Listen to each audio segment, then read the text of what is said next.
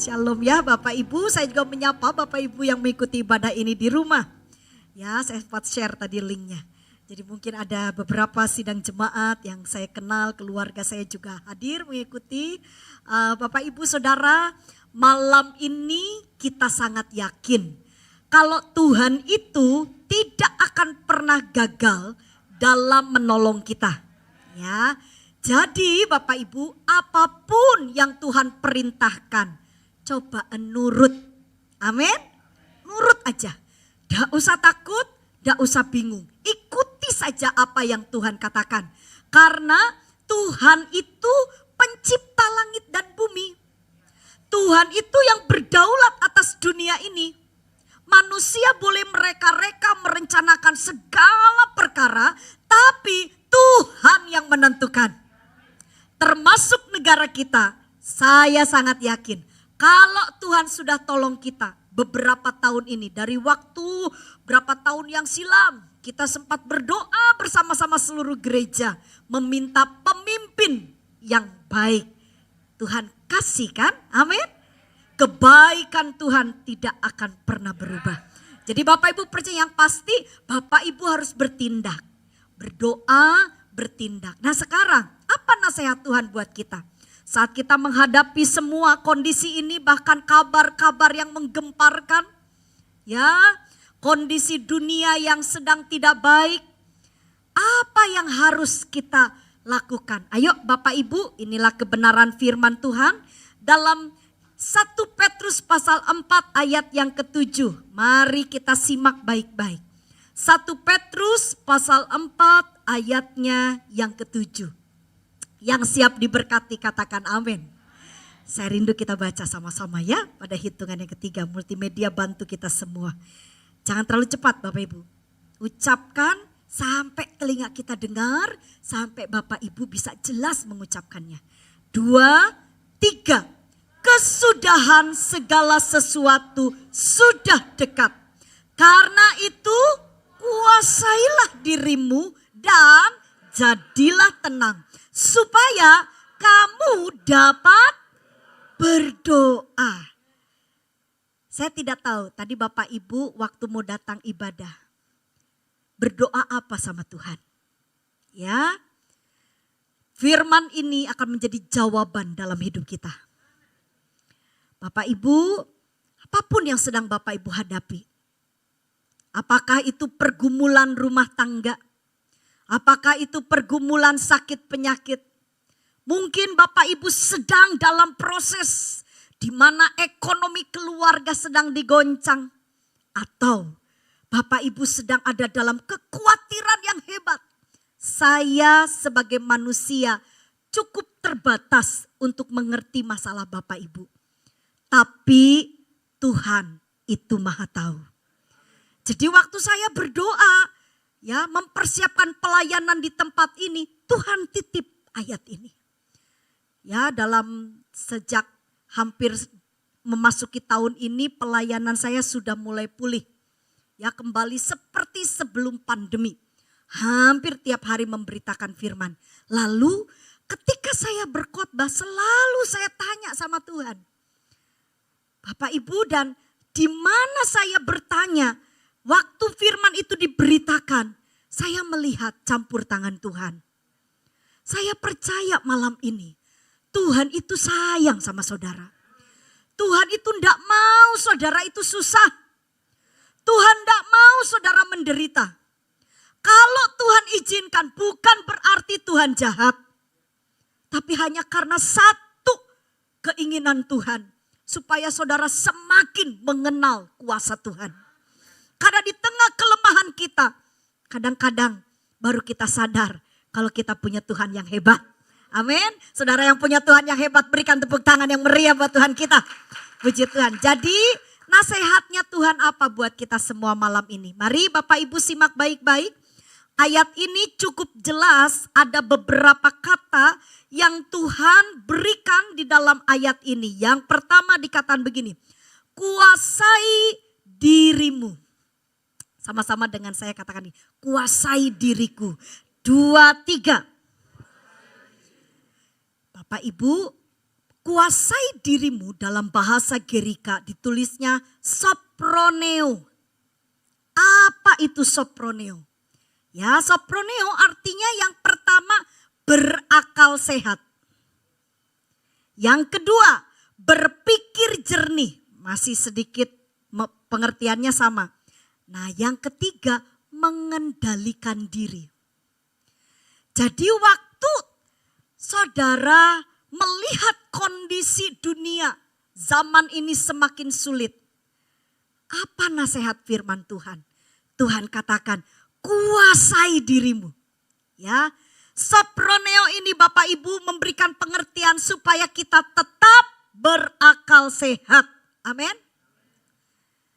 Kalau kita bicara akal sehat, pikiran yang baik, itu artinya berarti Bapak Ibu, kalau saya gambarkan gini, kita ada di tengah gelombang, di tengah badai. Terus kita disuruh berpikir yang jernih. Coba saudara, ya saya sebagai seorang hamba Tuhan pun saya merenung. Ya apa caranya Tuhan? Di tengah kondisi yang sulit, Tuhan minta kita soproneo. Kuasai dirimu, pikiran kita. Ya ketika dokter berkata, gak ada jalan keluar. Usianya tinggal 3 bulan. Saudara, saya pernah divonis dokter tinggal 3 hari. Saudara boleh lihat saya. Saya masih menapak ini loh saudara. Saya bukan gentayangan. Di usia berapa saya divonis seperti itu? Di usia 9 tahun. Sekarang saya sudah usia 47 tahun. Masih muda ya. Tapi lihat dari 9 tahun, jarene dokter tinggal 3 hari. Loh iki wis mau setengah abad. Masih hidup. Ya, waktu saya sakit itu tinggal tulang. Ya, tulang dibungkus dengan kulit. Sekarang saudara jangan tanya dan jangan dilihat. Gak enak saya dipandang saudara. Suami saya belikan saya timbangan. Kenapa? Timbang. Tahu saya tambah bulat. Gak apa-apa. Saya timbang. Berapa? Sempurna. Sudah gak usah tanya. Sempurna pokoknya. Bapak Ibu, Tuhan kita itu ajaib. Apa yang kata manusia tidak mungkin. Bagi Tuhan gak ada yang mustahil. Kalau saudara pernah mengalami sesuatu yang perih dan Tuhan tolong, itu adalah sesuatu anugerah. Ya, bersyukur kalau saudara sempat diizinkan Tuhan ke lembah. Bersyukur kalau kita pernah mengalami sesuatu yang pahit dan di tengah kepahitan itu Tuhan hadir menolong kita. Bersyukur. Karena itu tidak semua orang bisa alami. Buat saya kalau ada seperti Bapak ya tadi berkata, ya saya melaluinya. Itu adalah spesial. Tidak semua orang. Ya ada orang yang cuma bilang, Yesusku luar biasa, Yesusku dahsyat, Yesusku baik. Jarene kata orang lain. Tapi orang-orang yang pernah diizinkan Tuhan mengalami lembah air mata. Mereka dari mulutnya akan bilang, Tuhan engkau baik. Sampai kita gak bisa ngomong, cuma bilang, makasih Gusti, cuma tetesan air mata. Ya, karena itu hubungan pribadi antara kita dengan Tuhan. Seperti saya, saudara bayangkan, saya mau nafas, saya tarik. Ya, tarik nafas pada saat itu. Sakitnya di dada minta ampun. Dan kalau keluar, jadi kan nafas itu kan ambekan itu terus keluar. Kan begitu saudara. Kalau dikeluarkan, ya darahnya keluar. Dan itu sakitnya minta ampun. Dan kata dokter memang sudah tidak bisa tertolong. Tapi saudara lihat, bukan hanya sehat, saya dikasih bonus gendut saudara. Saya bilang, jangan kita suka menyepelekan hidup ini. Kita harus syukuri, amin. Ya Bapak Ibu, jadi itulah yang Tuhan bilang, kuasai dirimu. Percaya Tuhan pasti tolong. Pasti ada jalan keluar. Di tengah kondisi yang sulit, Tuhan berkata, kuasai dirimu. Pikiran kita ini tolong ya dijaga baik-baik. Ya, saya percaya ada satu jemaat, ya apa cara Bu Vera supaya pikiran saya itu loh ndak lemah, ndak mikirin yang negatif-negatif. Kadang-kadang Bu, kalau kita lihat ya kondisinya nggak enak, terus kata orang begini-begini tahun berapa akan terjadi ini. Bu, saya baca di surat kabar, kok yo jantung saya ini berdebar-debar. Wah, ini karena berita-beritanya nggak nyaman loh Bapak Ibu. Lalu ibu ini berkata, ya apa caranya Bu Vera supaya saya jaga pikiran saya, supaya saya nggak khawatir. Saya bilang, ibu mau jaga pikiran ibu gampang. Gimana Bu? Caranya renungkan firman Tuhan. Ya, baca Alkitab itu setiap hari. Renungkan firman Tuhan itu, pelajari dengan baik. Bapak Ibu, daripada kita mikirin berita-berita yang membuat iman kita lemah, lebih baik kita merenungkan perkataan Tuhan. Orang-orang yang merenungkan firman Tuhan itu seperti burung Raja Wali. Ya, mereka yang menjadi pelaku firman, mendengar dan melakukan firman Tuhan, itu kayak burung Raja Wali. Kalau ada badai, bukannya bingung, tapi dia naik terbang tinggi. Jadi kuat. Sakit seberat apapun, dia tetap bisa mengucap syukur. Sesulit apapun tantangan yang dihadapinya, dia tetap tenang. Nah, itu yang pertama. Soproneo. Ya, kuasai diri kita. Kedua, dibilang begini, jadilah apa? Tenang. Sama-sama katakan dengan saya, jadilah tenang. Bilang kanan kiri, ojo gugup. Ojo panik, amin. Ojo panik, tenang. Saudara, seberat apa tuh masalah kita ini? Saudara ini sebingung apa? Sadar enggak kalau kita ini punya Tuhan? Sadarlah bahwa Tuhan yang saudara sembah itu Allah yang pernah membimbing jutaan umat untuk melewati satu lautan. Dibelah. Waduh, saudara, waktu saya baca dalam Alkitab ya sejarah bagaimana bangsa Israel ditolong oleh Tuhan. Ya saya mikirnya, oh mungkin sungai yang kecil gitu ya atau gimana gitu ya. Terus saya nonton filmnya, loh kok kelautan gede. Terus saya dibawa sama Tuhan, dikasih kesempatan ke Israel. Pas lihat, waduh, dia bilang, wih kalau ndak mujizat Tuhan ya tidak mungkin bangsa Israel selamat. Jadi Bapak Ibu, yang kedua kata firman, jadilah tenang. Nah, kata jadilah tenang cukup menarik Bapak Ibu. Dalam bahasa asli ditulisnya nepo. Ayo sama-sama katakan dengan saya apa? Nepo. Apa tuh nepo ini? Bapak Ibu, nepo artinya waspada. Tapi ada pengertian yang lain tuh yang lebih saya saya senang dengan pengertian kedua, yaitu tidak mabuk. Coba sama-sama dengan saya katakan tidak mabuk. Apa sih orang mabuk? Bapak Ibu, mabuk itu adalah orang yang gak sadar, betul? Gak sadar. Apa yang dilakukannya ini, dia itu gak sadar. Nah Tuhan gak mau, kita tuh harus selalu sadar. Bapak Ibu, apa yang bisa membuat kita mabuk? Saudara, jangan saudara berpikir bahwa, kan saya gak minum minuman alkohol, saya gak mungkin mabuk. Nah saudara belajar Alkitab. Mabuk yang di sini adalah sesuatu yang kita lakukan yang tidak bisa kita kendalikan. Ya, ini Bapak Ibu, ini hal yang paling penting sekali.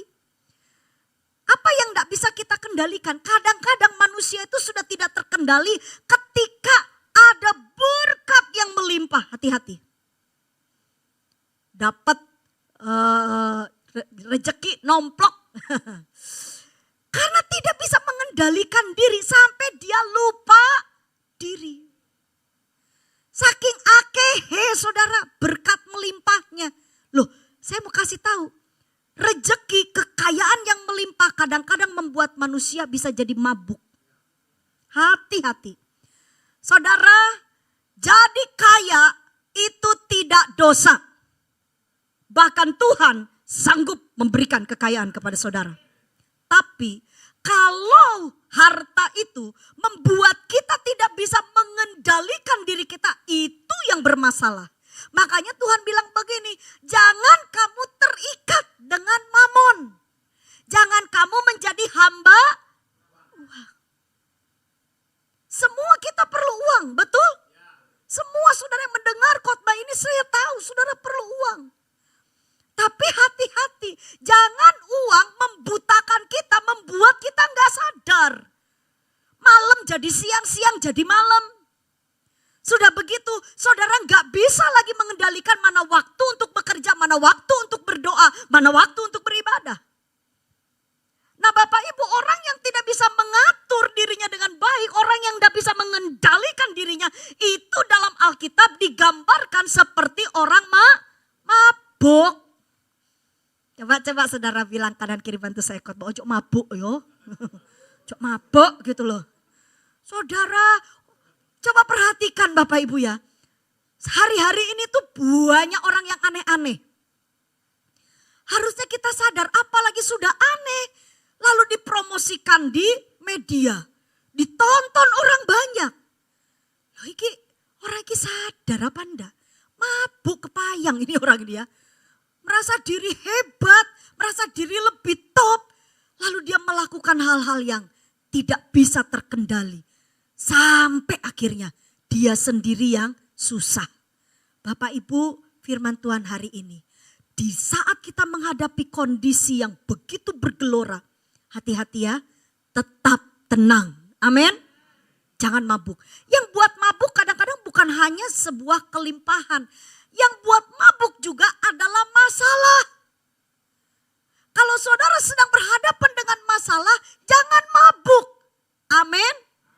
Saking buahnya masalah yang satu belum selesai, masalah kedua datang, masalah ketiga tambah lagi, mau datang lagi. Waduh, sampai saudara itu tidak bisa mengendalikan diri saudara. Akhirnya saudara jadi stres. Stres tidak bisa dikendalikan, jadinya apa Bapak Ibu? Stroke. Stroke tidak bisa dikendalikan, lama-lama jadi stop. Nah kan gak enak saudara. Kalau kita meninggallah dengan caranya Tuhan. Saya menganjurkan sidang jemaat tetap dekat sama Tuhan. Jangan takut kita mati karena kematian orang yang dekat dengan Tuhan itu enak. Saya waktu mendampingi papa mertua almarhum. Ya dokter udah bilang, aduh usianya tinggal berapa bulan. Itu sudah blooding. Wah kita berdoa. Sekeluarga. Itu kalau kayak begini nih, rata-rata berapa bulan. Udah diprediksi tuh. Sampai saya dengar kesaksian dari mama mertua, papa gemeter. Terus saudara kita doa, dikasih waktu sama Tuhan. 2 tahun lebih. Saya bisa dampingi papa, saya bisa rawat papa. Saudara tahu ketika detik-detik papa akan meninggal. Kalau mama mertua saya bisa saksi. Ya, itu 2 tahun saya yang dampingi keluar masuk rumah sakit. Pas besok mau meninggal. Karena meninggalnya di hari Minggu. Saya waktu itu ada agenda pelayanan 5 kali khotbah. Terus papa itu saya bilang gini, pulang. Saya bilang, loh gak bisa pak, gak apa-apa. Lihat kan Veranya gue khotbah di Surabaya. Karena papa saya di Siloam. Bilang, nanti Vera selesai khotbah ke papa lagi. Enggak. Pulang, hari Sabtu saya diusir sampai papa mertua saya. Pulang, karena kamu gak bisa tidur. Besok itu kamu khotbah. Ya opo kamu tiap hari sama papa di rumah sakit. Pulang. Alasannya waktu saya bilang, oh ya sudah. Ya kalau saya enggak nurut sama orang tua kasihan juga kepikiran. Saya enggak ngerti saudara. Kalau kayak orang Jawa bilang apa ditilep apa gitu loh. Ya seperti udah sepertinya. Jadi saya tuh waktu anak rohani saya bilang gini, Mam, mobil dibawa sama driver pulang, nanti mama sama aku bawa mobil. Oh ya, lo kenapa kok mobil dibawa? Iya, itu katanya papa pulang. Loh, saya kira itu pulang ke rumah, karena Sabtu itu kondisinya sehat. Suaranya mantep, ya. Bisa bernyanyi dengan mama mertua saya. Lagu yang terakhir yang karena itu hari Minggu, mama cerita. Papa terus begini, iki hari Minggu loh, kita ndak ibadah, ayo nyanyi. Nyanyi lagu Tuhan Yesus setia. Aduh saudara, itu mama bilang itu lagu yang engkungmu itu nyanyikan. Jadi Bapak Ibu saya kaget waktu anak rohani saya pulang. Tapi anak rohani saya pinter cerdik. Jadi saya itu baru selesai khotbah masih bicara sama pengurus gereja. Sampai di mobil baru. Ma, apa? Engkung pulang. Wih sehat ya, puji Tuhan. Pulang ke surga. Suaya. Kamu tuh ngomong sing benar. Saya marah saudara ya. Karena saya memang sayang sama papa mertua saya. Bilang gimana sih? Untungnya itu adalah khotbah terakhir. Masih mau khotbah itu saudara. Itu perjalanan mau ke tempat pelayan itu di daerah Kenjeran. Saya waktu sampai, waduh katanya anak rohani saya. Kalau mau nangis mumpung di tol, nangis. Saya bilang, wah saya udah gak karu-karuan. Tapi saya mau bilang sama saudara, firman Tuhan itu selalu memberikan kekuatan. Ya, saya bilang sama Tuhan, Tuhan tenangkan jiwaku. Tuhan tolong aku mau khotbah, aku gak ngerti harus ngomong apa. Tapi anak rohani saya bilang gini, luar biasa sih mama. Dari khotbah pertama sampai akhir, gak ada jemaat yang tahu saya sedang berduka. Tapi terakhir saya pamit, ya saya izin, baru saya bilang, Papa udah saya udah gak bisa ngomong, nangis kejar-kejar saudara. Baru jemaat, kalau saya gak nangis mungkin gak diizinkan pulang ya. Disangka Ibu Fen aku pulang belum selesai ibadah. Ya saya bilang selesai firman, saya langsung cabut, saya langsung izin. Dan saya mau bilang sama saudara, ketenangan yang dari Tuhan itu akan membuat kita bisa melakukan hal yang baik. Bapak Ibu tenangkan jiwa saudara, amin. Ojo mabuk. Saudara, mungkin saudara sedang sedih, saudara sedang kecewa, saudara sedang berhadapan dengan masalah yang mungkin menyulitkan hidup saudara. Tenang, jangan mabuk, jangan gak sadar. Ingat ada Tuhan di samping kita. Yang percaya beri tepuk tangan yang meriah buat Tuhan kita. Dan yang terakhir Tuhan katakan, kuasai dirimu, jadilah tenang supaya kamu dapat berdoa. Ingat di hari-hari terakhir, kondisi zaman semakin sulit, Tuhan pesan tetap kita wajib selalu berdoa. Amin. Doa itu akan membuka pintu berkat bagi kita semua. Jadi Bapak Ibu, nah kata doa di sini ternyata bukan hanya sekedar ngomong. Saudara lihat ya, berdoa itu ditulisnya prosuce. Itu biasanya dari proskuneo, dari hal ya itu. Nah itu dasar dari prosuce. Ini artinya apa? Berdoa dengan kusuk atau sungguh-sungguh. Kalau Bapak Ibu berdoa, pikirannya harus fokus sama Tuhan. Amin. Dan ingat, waktu saudara berdoa, saudara harus imani. Apa yang saudara doakan, jangan ragu. Saya ingat bagaimana kesaksian seorang hamba Tuhan. Wah luar biasa banget. Itu sangat menguatkan banyak jemaat. Jadi hamba Tuhan ini satu kali ketika pergi ke satu kota, beritanya dia mendapat berita bahwa dia punya sebuah usaha. Jadi karyawannya entah bagaimana berantem atau apa keluar. Di saat ini bosnya ini lagi pergi mau pelayanan. Dan saudara apa yang terjadi singkat cerita istrinya bingung. Lalu suaminya dibilang gini, udah kita doa. Berdoalah saudara di transportasi itu. Tuhan kami serahkan usaha kami ke dalam tangan Tuhan. Tuhan jagai. Udah suaminya sudah berdoa, udah tenang. Istrinya masih khawatir. Saya bilang kan sudah didoa no. Ojo dikhawatir, udah doa atau sudah tenang. Saudara apa yang terjadi singkat cerita, beliau selesai pelayanan, beliau pulang. Dan waktu pulang karena ini karyawan gegeran. Sampai karyawan itu lali ngunci itu tempat usaha. Saudara itu kalau orang masuk banyak barang-barang yang mahal ya di dalamnya. Dan ketika istrinya dari sampai rumah cepet-cepet nyari, cepet-cepet itu pintunya gak dikunci.